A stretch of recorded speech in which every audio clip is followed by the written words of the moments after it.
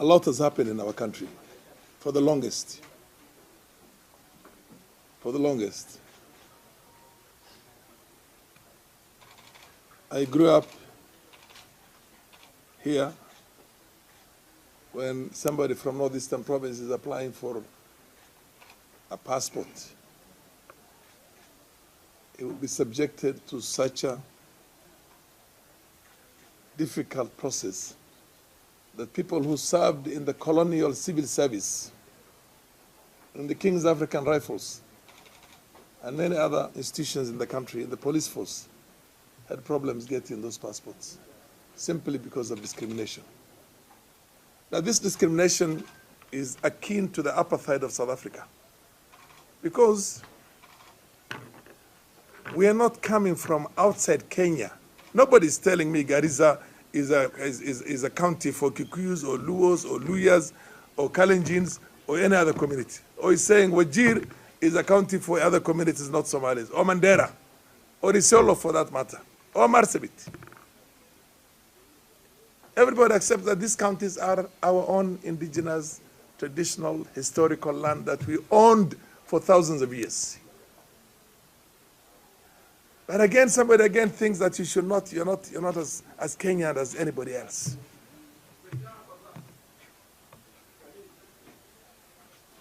It's precisely because of the fear of that kind of a discrimination. The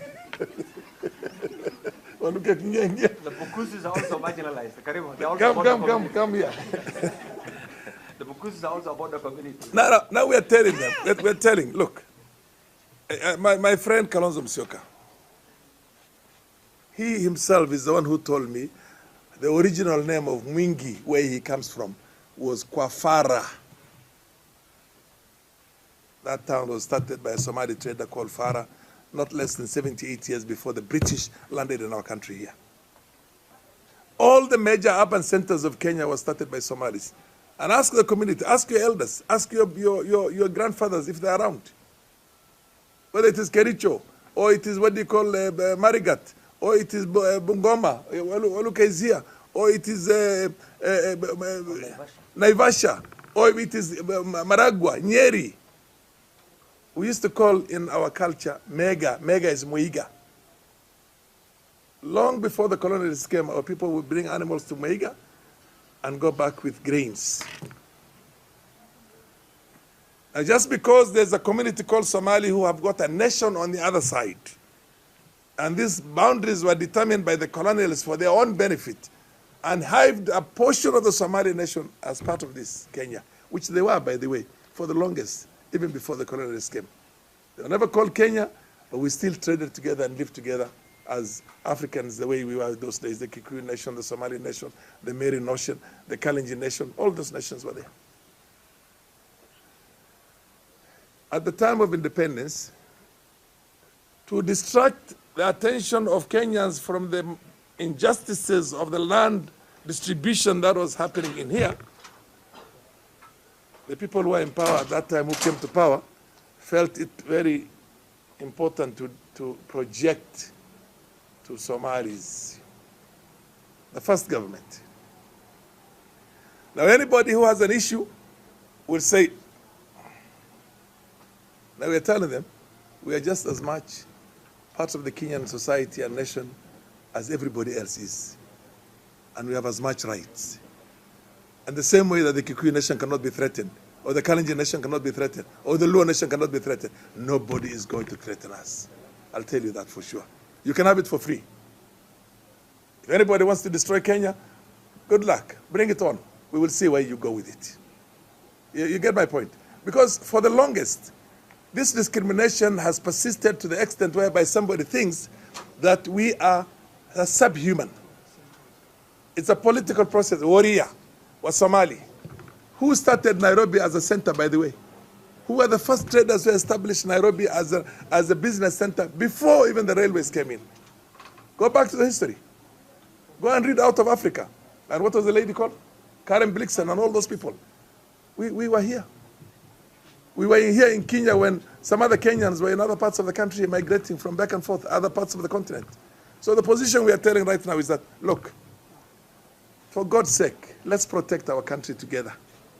Let's not try and victimize any section of our community. For the longest, I have been myself a witness to a situation in which when a Luo comes with a bachelor's degree from Eastern Europe, he will be relegated to a diploma. When he comes with a master's, he will be given a bachelor's. If he comes with a PhD, he's told, no, you can only have a master's. Or people who graduated from other, because of that discrimination. The nation has seen a lot of discrimination of different sections of the society. Look at the development country we have had in this country for the longest. And look at the discrimination in the provision of infrastructure in the country. For God's sake. Let the bygones be bygones, but let us focus on a nation that is ours, that we can choose who to support. I did not support William Ruto in the last elections. Raila Odinga had 23,000 votes in my constituency. William Ruto had 508 votes in my constituency. Less than 1,000 votes in my constituency. I have a choice. If I want to support him in the 2027, I use the same independence and the same right that I used last time to choose whoever I want. I've been in the opposition myself for the longest. I was not in Kanu. I was in Fort Kenya with Jaramogi. Let us protect our country and respect every section of the society of this country without making any other allusions. The Luos in Uganda, I've seen Luos myself in Sudan. They are couriers on both sides. They are Maasais on both sides. They are Digos on both sides. Actually, as a matter of fact, there are more Digos in Tanzania than there are in Kenya. And there are more, what do you call the Bukusus are here. The majority of them are in Uganda. The Tesos. The Tesos have got the second biggest tribe in Uganda. What we are saying is that these border regions, this unfair vetting discrimination in which intelligence will take 6 months or even a year or 10 years to vet people, should stop, so that we all Kenyans have a right. And this does not only apply to us, by the way, it's going to apply to all the border regions, because all the border regions are affected. There are Kenyans in Tanzania, in Uganda. The Kenyans, the runners in Uganda, you will see the chariots and all those, the Sebei.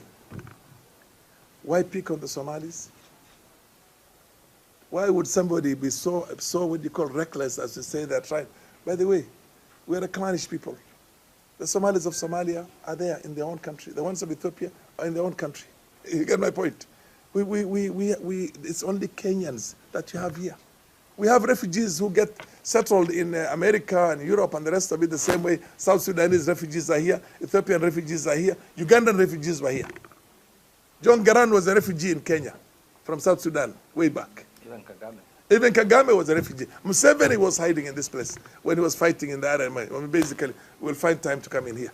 Those Somalis who are refugees either settled in Europe or America or wherever it is, and the rest of them are still refugees. They live in camps.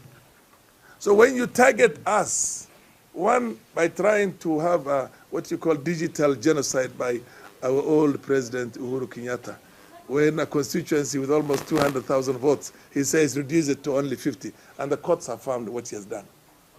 That was bad, and in bad taste. If it happened to us before and Wagala was done to us, massacre of Wagala was done to us. 5,000 Kenyans were killed and massacred in there. Because somebody felt they were not as much Kenyan as the rest of the Kenyans. Or as human as the rest of Kenyans. And Wajir, and Malkamari, and Bulakartas in Garissa, and all the things that were done to us, including shooting into a mosque in Isiolo. And Jomo Kenyatta's, what do you call government? This time around, Tumerevuka, pick on us. Let's see what you get out of it. You get my point? We're not begging anybody. This is our rights. The same way you cannot threaten a Kikuyu or a Kalenjin or a Luo or a Luya, don't try to threaten a Somali. By the way, we don't take handily to that. And right now, we are somebody like me, I'm an objective person. I have had a checkered career, political career of always being objective. I was never in the ruling government. I was not with Uhuru. I was not with Kibaki when he became a president. That old man literally wanted me to be in his government and even to be in the cabinet. But I said, no, I had my own political association and my friends, because Kenya is for all of us. I'm one of the founder members of what is called COTEPA. COTEPA is the Coffee and Tea Parliamentary Association, which was created in 1993 with the late, what do you call it, with Kiraitu Murungi, with Paul Mwite, with a number of our good old friends.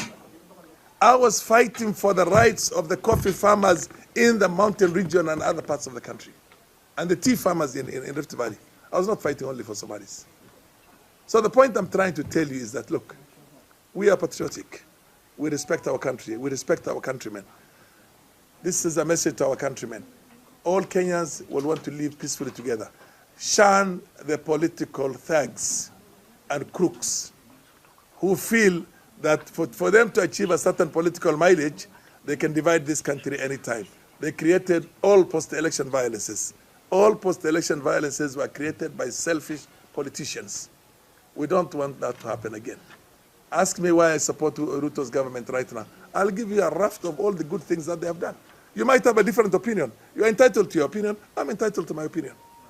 You get my point? It's not that your opinion has got to be manifest destiny. It's like your opinion must be the opinion of the nation. No, that doesn't work, and it will never work.